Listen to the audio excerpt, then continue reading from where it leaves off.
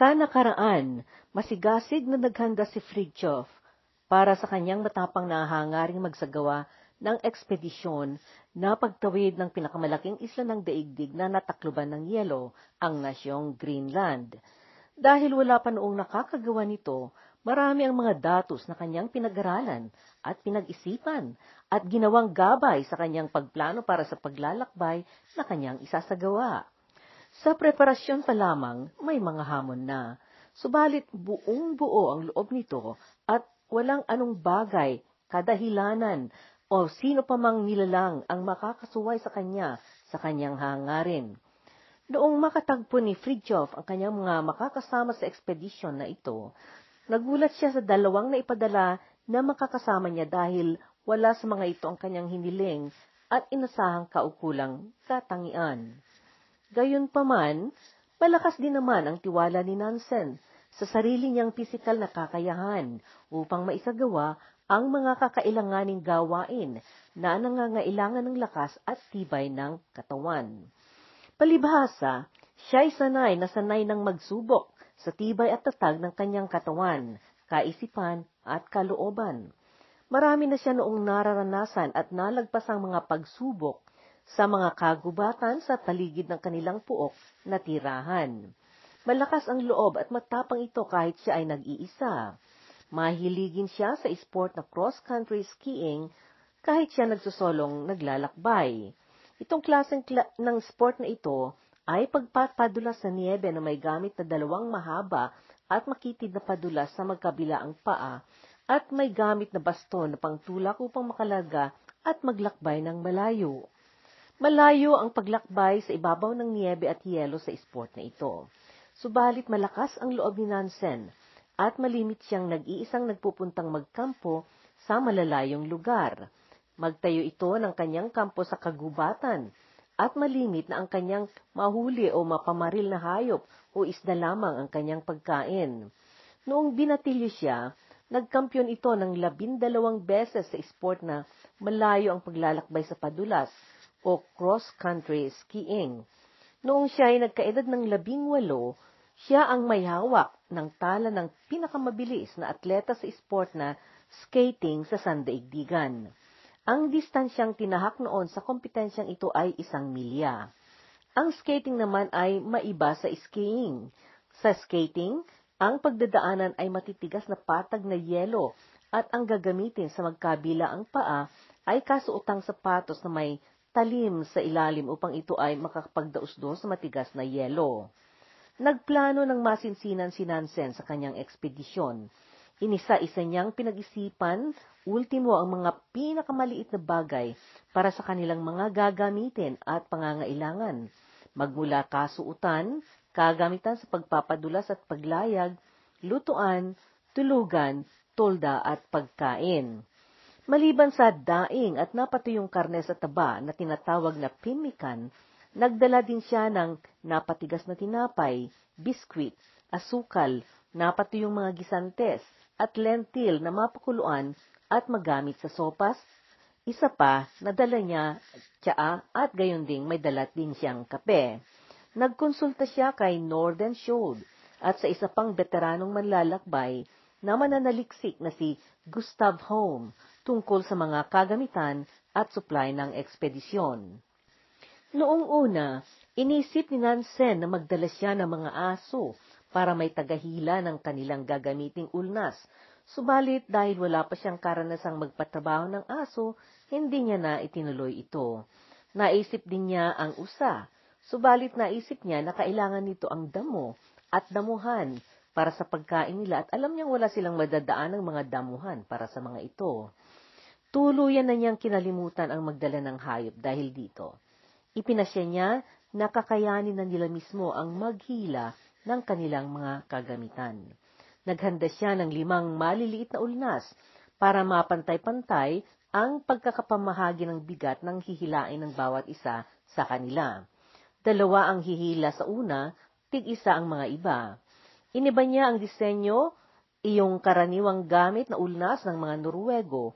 Ginawa niya ito sa magaan pero matibay na kahoy at pagkatapos, kumuha siya ng bakal na itinali niya sa ilalim ng padulas na ulnas. Gumamit siya ng balat na pantale na magkonekta sa mga kahoy sa halip na pako at panipit na siya noon ang karaniwang gamit ng mga gawang Norwego. Antimano ng kanilang ipinasyang pag-alis, kinailangan din muna ni Nansen ang humarap sa panel ng mga akademiko sa universidad upang kanyang depensahan ang kanyang isinumiting tesis sa pagkadoktor. Karaniwang proseso na ang aplikante nitong kagawarang titulo ay depensahan niya ang kanyang tesis dahil ang tesis ay siyang ulat tungkol sa proyektong isinagawa. At sa kaso ni Nansen noon, tungkol ito sa bago niyang tuklas sa siyensa na mga maliliit na uod sa tubig. Kung kaya noong depensahan ni Nansen ang kanyang tesis na isagawa ito sa harapan ng mga akademiko na nag-usisa tungkol sa nilalaman ng kanyang isinumite. Inakala noon ng mga tagasuring akademiko na binabaluktot niya ang katotohanan upang maiagpang lamang ang kanyang teoridad sa kaisipan niya. Sumagot noon si Nansen at ang rasyonalidad niya ay anumang teoridad na mapagkakatiwalaan ay makakatulong sa siyensa. Sa nangyaring pagharap niya sa panel ng tagasuri na akademiko, nagduda si Nansen na maaring hindi niya nakumbinse ang mga ito. Kaya noong nalaman niya na naipasa niya ang kanyang tesis, nagsuspetya ito na iyong paggawad nila sa kanya ng pasadong grado ay dahil sa awa lamang nila sa kanya. Pakiramdam niya noon na ang paniniwala ng mga akademiko tungkol sa naipamalitang ekspedisyon niyang isasagawa sa Greenland ay tiyak na hahantong sa sakuna. Sa madalit sabi, ang paniwala ng mga akademiko sa universidad noon tungkol sa kanyang ekspedisyon ay pagpapakamatay ang kahihinatnan nito. Anuman ang isipin ng mga tao noon, desidido na si Nansen. Naghanap siya ng bapor na maghatid sa kanila sa silangang gilid ng Greenland at nakipag-usap siya sa isang Norwego na may-ari ng bapor ng pangingisda. Pumayag naman ito na ipahatid sila sa bapor na ang pangalan ay Jason. Sinabi ng kapitan na kakayanin niya silang ihatid basta lang walang problemang masasagap ang bapor habang naglalakbay sila at hindi sila makasagabal o makadisturbo sa pakay ng bapor na pangingisda.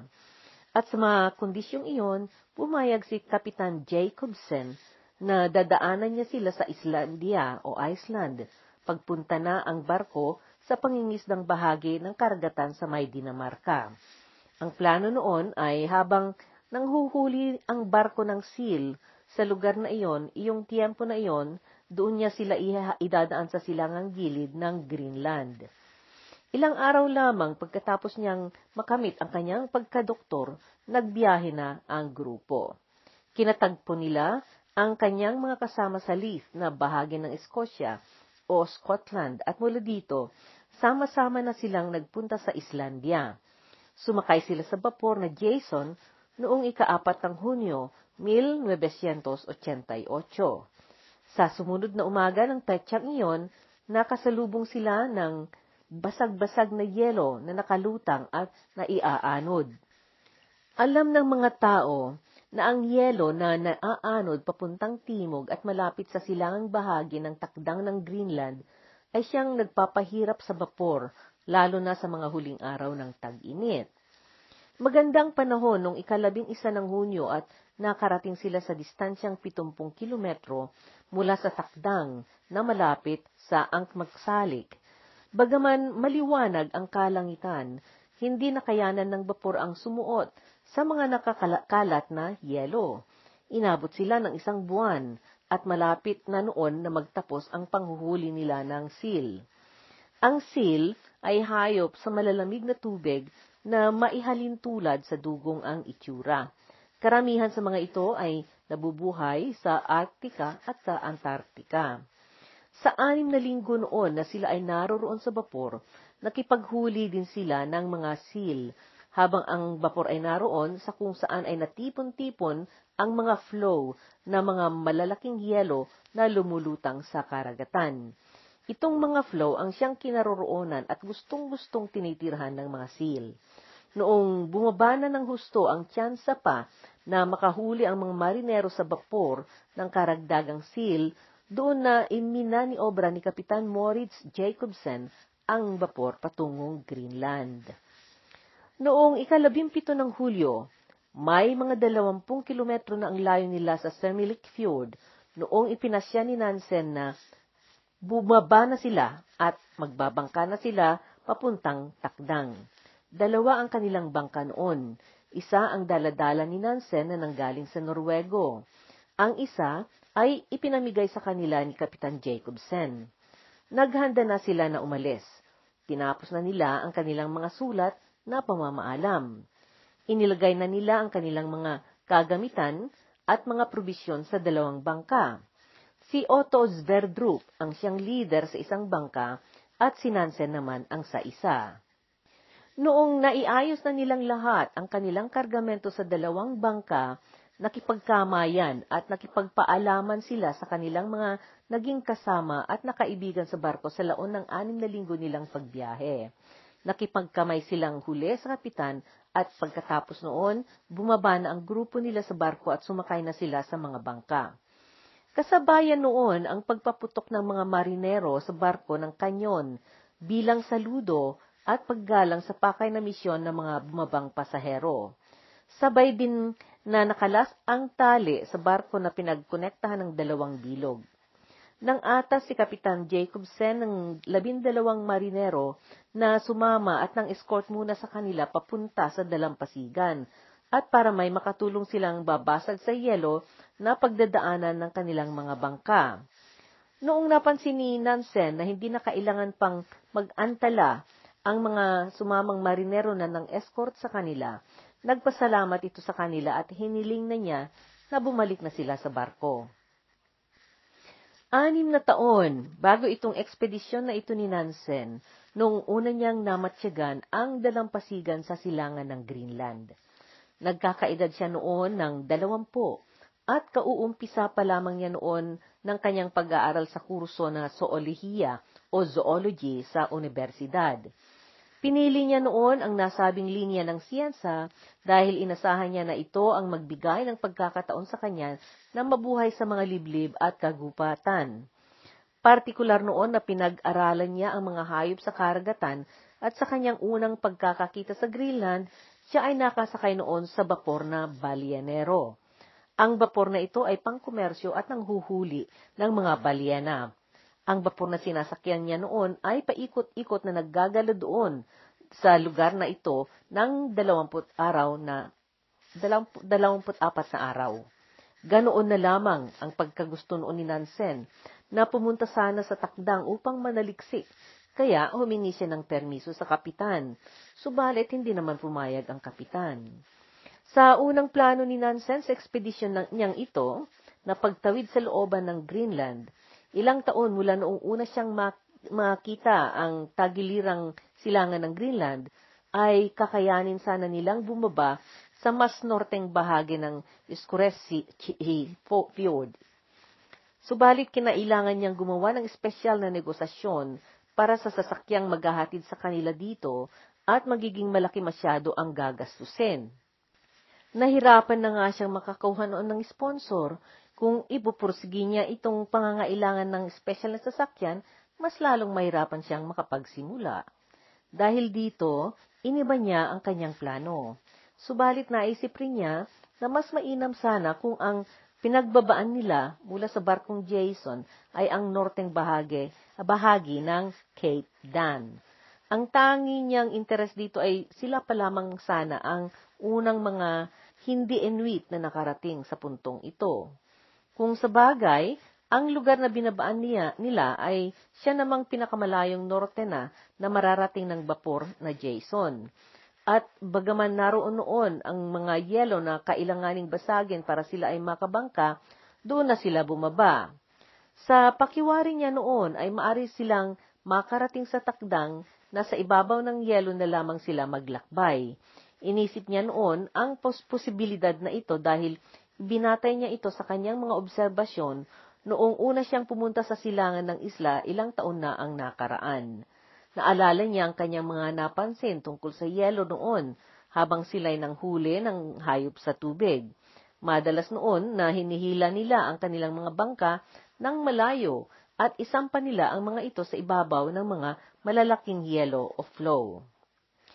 Nitong ekspedisyon nila ngayon, pagkababa nila noon sa bapor at lumipat sila sa bangka, masidhi noon ang kanilang pananabik na makarating sa dalampasigan.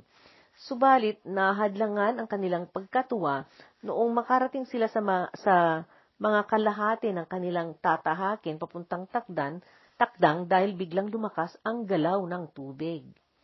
Nagsama-sama na nagdikit-dikit ang mga hiwa-hiwalay noong mga yelo na lumulutang sa tubig. Ito ngayon ang nagbantang babangga at sasalpok sa kanila. Nagpanganib na maipit at masira ang kanilang dalawang bangkang sinaksakyan sa mga nagtitigasang yelo.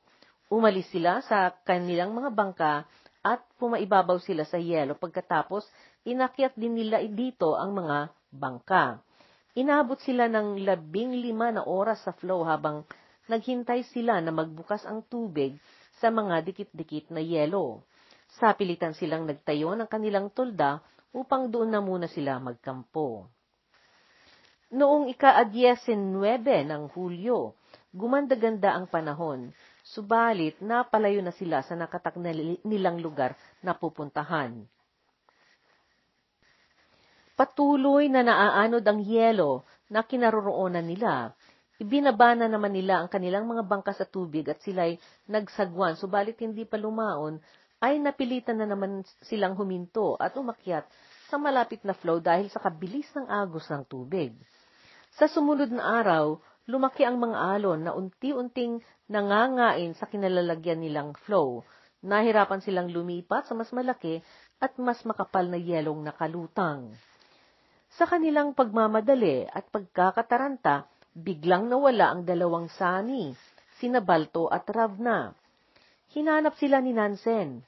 Nahanap niya ang dalawa sa ilalim ng takip ng isa sa mga bangka. Nagtago sila doon na naghanda ng kanilang mga sarili sa pag-aakalang iyon na ang kanilang katapusan.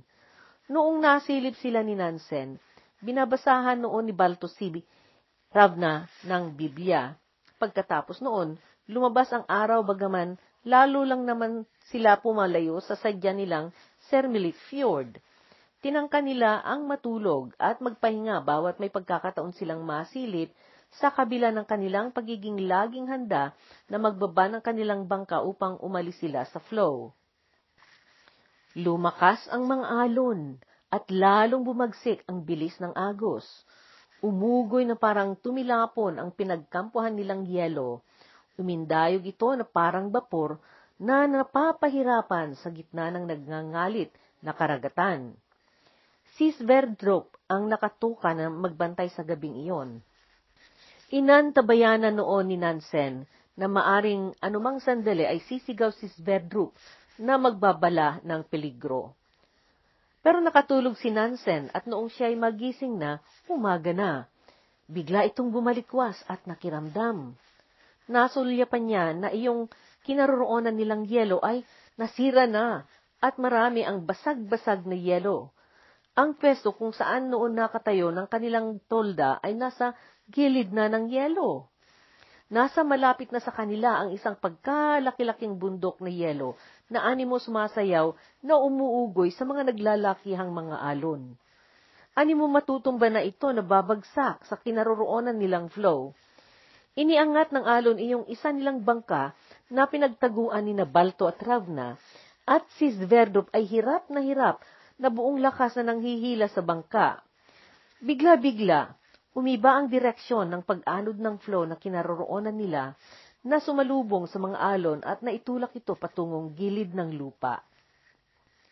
Magmula noon, ipinasya na ni Nansen na maghahalinhinan sila sa pagbabantay ng tig-2 oras sa gabi upang maalerto ang mga iba kapag mayroong pagbabago ng panahon. Labis-labis noon ang takot ni Balto kapag kanyang rota ang magbantay sa gabi. Natakot na siya minsan noong may napadpad na lumapit sa kanilang uso. Pirmi noon ang kanyang pangangatog sa takot dahil baka meron na namang uso na susunod na darating. Isinumpa niya sa kanyang sarili na kapag maligtasan nila itong paglalakbay nilang ito, hinding-hindi na siya iinom ng alak. Ganoon na lamang ang kanyang pagsisisi. Palibhasa, nakainom siya ng alak noon nung siya ay pumayag na sasama siya kay Nansen sa ekspedisyon na ito. Kung kaya habang sila ay nalagi sa ibabaw ng yelo, taimtim niya noong palaging binabasa ang baon ni Ravna na Biblia, ang Bagong Testamento. Lumakas ang pagkakaanod ng flow na kinaroroonan nila at ito'y nagpaatras sa kanila pagawing timog.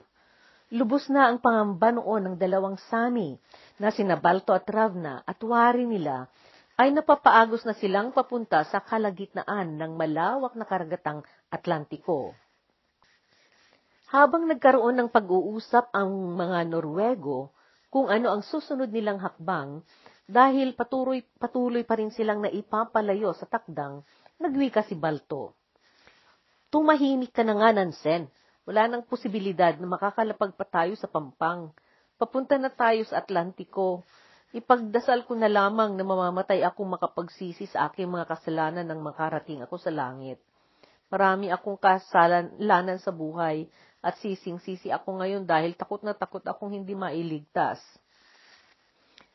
Bakit hindi mo pagsisihan ang mga kasalanan mo kahit hindi ka naharap sa kamatayan mo? Tanong ni Nansen. Dapat sana na talagang ganyan, pero wala namang rason na mag-apura. Yun naman ang sagot ni Balto. Pinagsikapan ni Nansen na pinapanatag ang kalooban ng dalawang Saming naghihinagpis at nagsisisi sa kanilang pagsang-ayon noon na sumama sa ekspedisyon. Kung tungkol naman sa tatlong Norwego na kasama ni Nansen, sadya nang nakabaon sa kanilang pagkatao ang pagiging abenturero at matindi pa rin ang kanilang pagnanais na makamtan nila ang kanilang pakay na tatawid sa interior ng Greenland. Sinikap nilang lumargang pabalik sa pagitan ng mga yelo. Bagaman lubos na mga panganib, ipinag-iitan nila ang naglakbay dahil mabilis ang pagkakaanod nila sa yelo patungong karagatan. May isang pagkakataong umakyat sila sa isang manipis na yelo.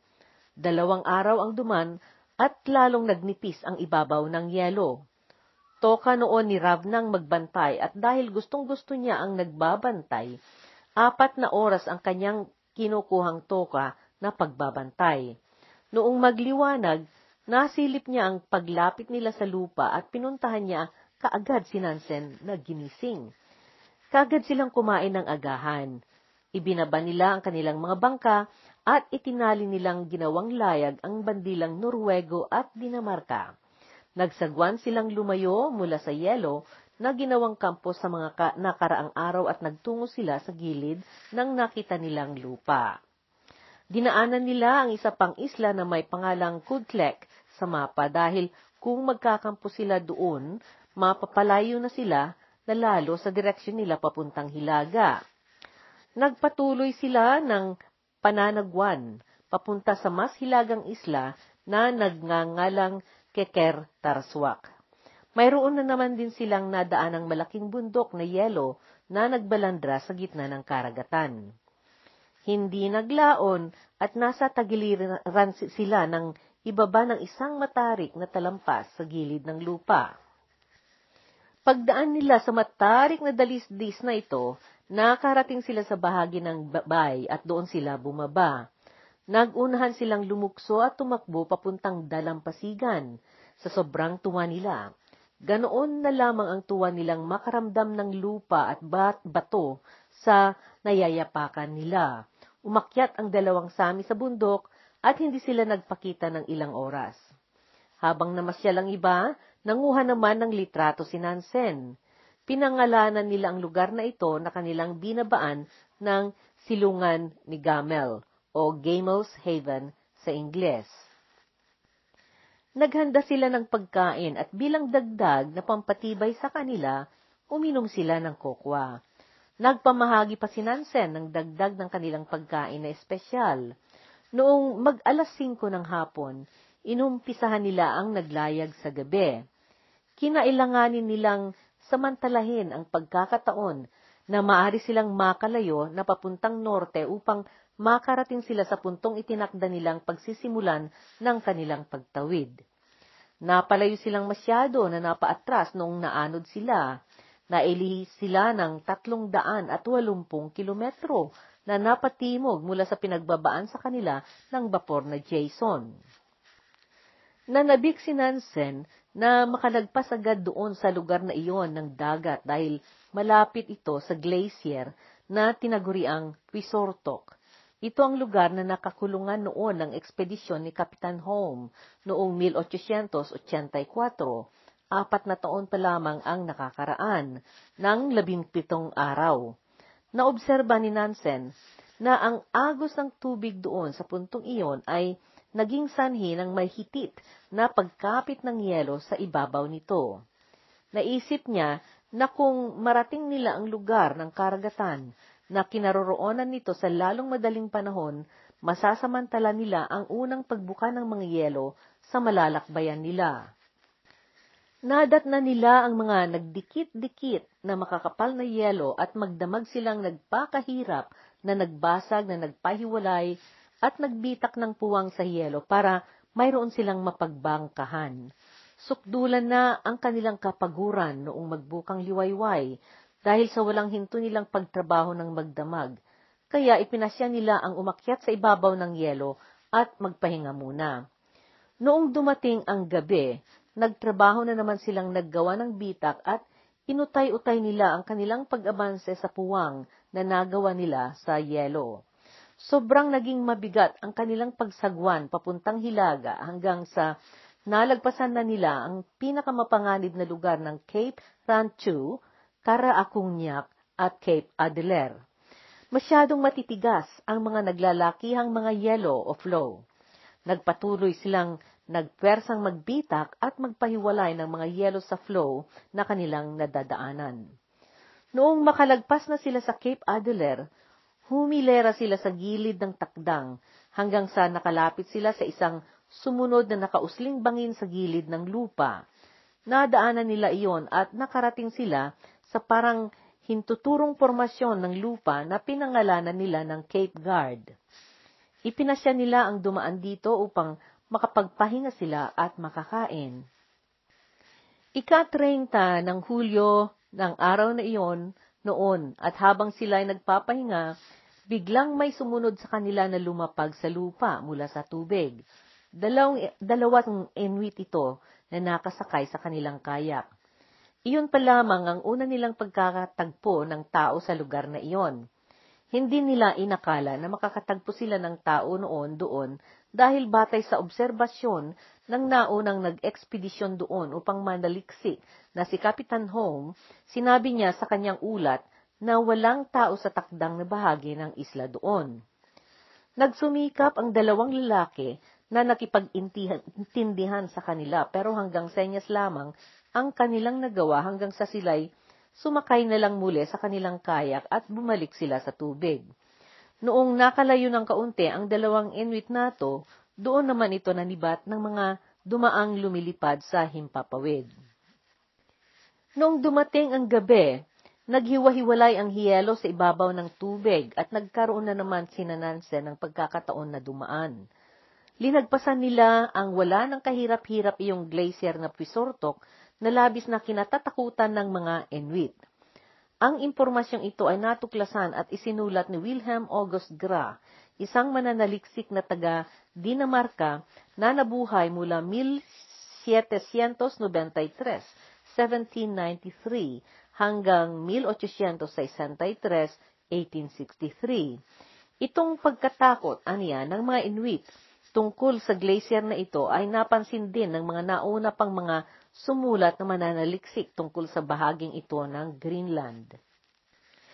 Sa siyentipikong kaisipan ni Nansen, naaalala niya ang naipaalam sa kanya noon tungkol sa labis na pagkatakot ng mga Inuit sa glacier na ito.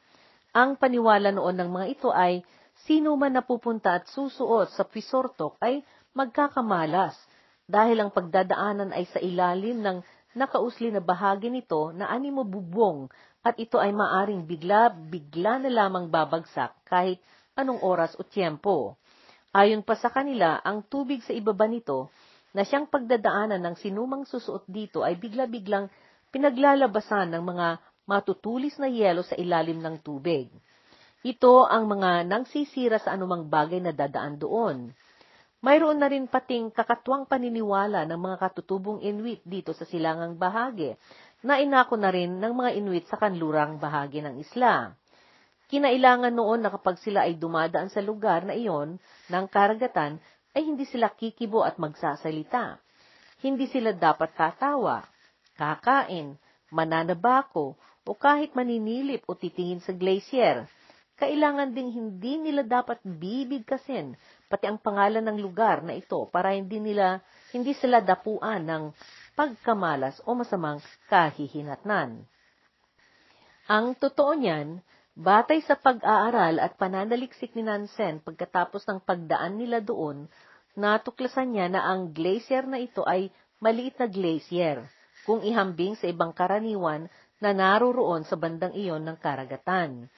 Hindi nakakonekta ang puno nito sa ilalim ng tubig sa mas malaking yelo ng interior o tinatawag na inland ice. Dahil walang malaking katawan ng yelo na sinandalan ang bahagi ng glacier na ito sa ilalim ng tubig, ito ang dahilan kung bakit magaslaw ito at pasuray-suray itong umuugoy sa galaw ng tubig at alon.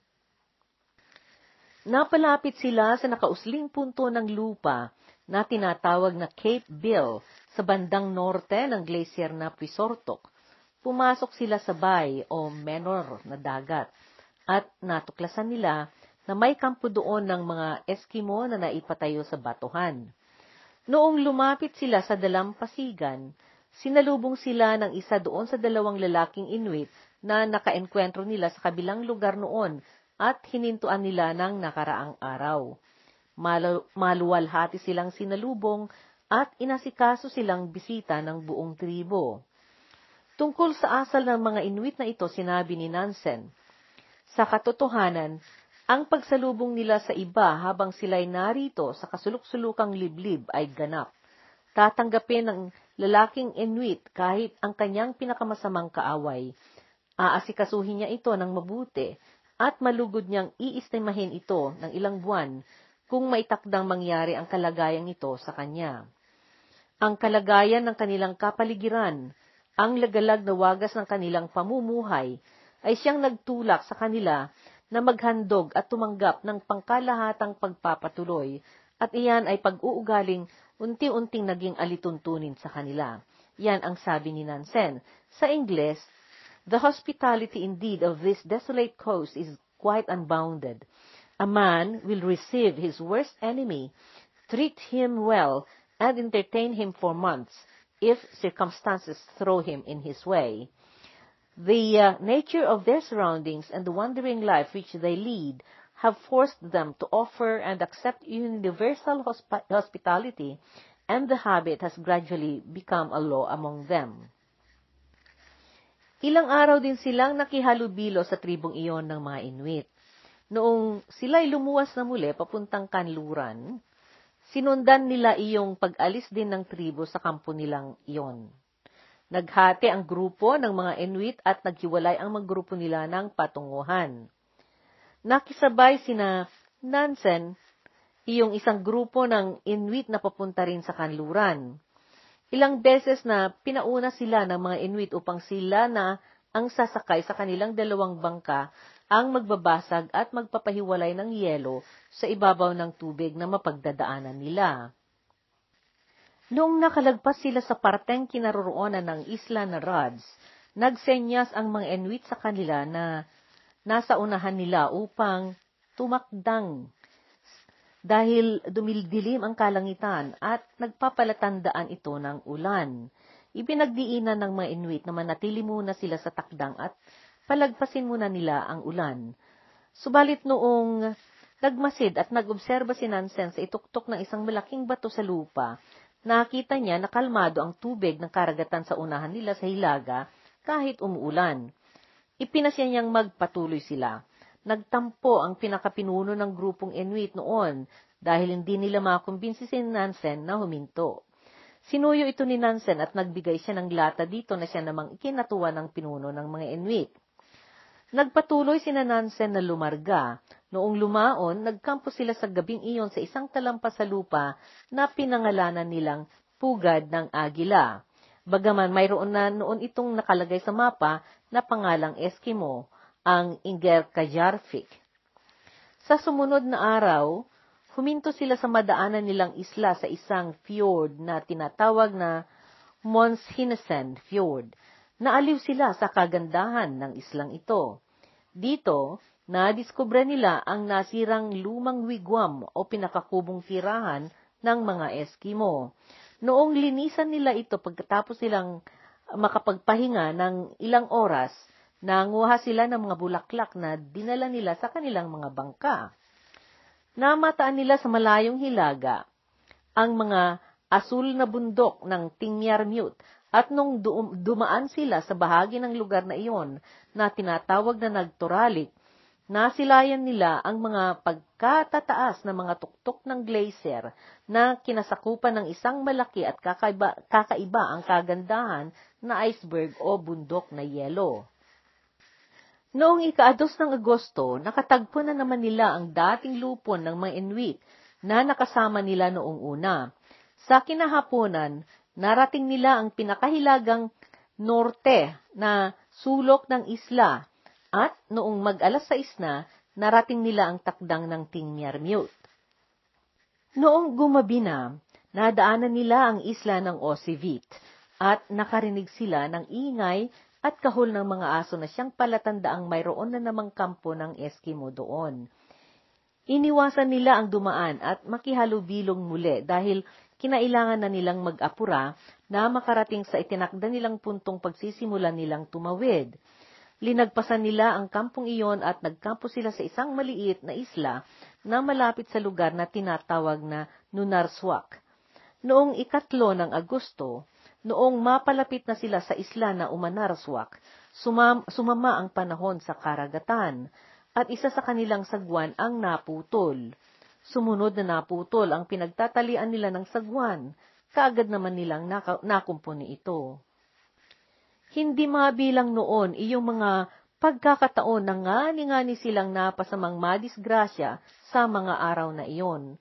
Noong dumating sila sa malapit sa isang flow, tumalon si Dietrichson mula sa bangka papunta sa ibabaw ng yelo, upang siya ang manghila sa bangka nila na paibabaw sa yelo.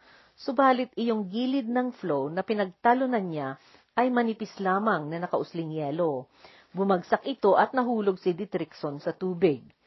Marahil dahil walang anuman iyong sa pakiramdam niya, binaliwala lamang ni Dietrichson iyon. Kaagad siyang umalpas sa tubig at umakyat sa bangka. Pagkatapos, nagpatuloy itong nag-asikaso ng mga gawain niya na parang walang nangyari. Huminto sila sa isla na Umanak na tinatawag ding Griffenfeld at doon na sila nagkampo. Natuklasan nila ang mga napag-iwanan ng mga nasira ng mga lumang tirahan ng Eskimo. May mga buto-buto at mga bungo ng mga namatay na mga tumira doon. Napagtanto ni Nansen na ang posibilidad ay maari na ang sanhi ng pagkamatay ng mga nanirahan doon ay ang kawalang pagkain o tagutom. Maaring dahil sa kalayo ng isla, kapag sumama ang panahon ng matagal, maaring nawalan sila ng mahuling isda o hayop na ikabuhay nila. At gayon din na kahit sakali mang lumipat sila, maaring hindi na nila nakayanan ang bagsik ng panahon at hindi na sila nakaalis doon. Dito natin puputulin ang bahagi ng podcast na ito tungkol sa pagtawid ni Fridtjof Nansen at ang kanyang mga kasama sa Greenland. Antabayanan ang susunod na bahagi ng kwentong ito at subaybayan natin ang puno ng panganib ng paglakbay nila ngayon na ang grupo ay malapit ng makarating sa dakong pag-uumpisahan nilang tumawid. Wala pang sinumang nakatawid noon dito sa islang ito. Makakaligtas kaya sila? Ano ang misteryo sa kalagitnaan ng disyertong yelo? Alamin natin sa susunod na podcast.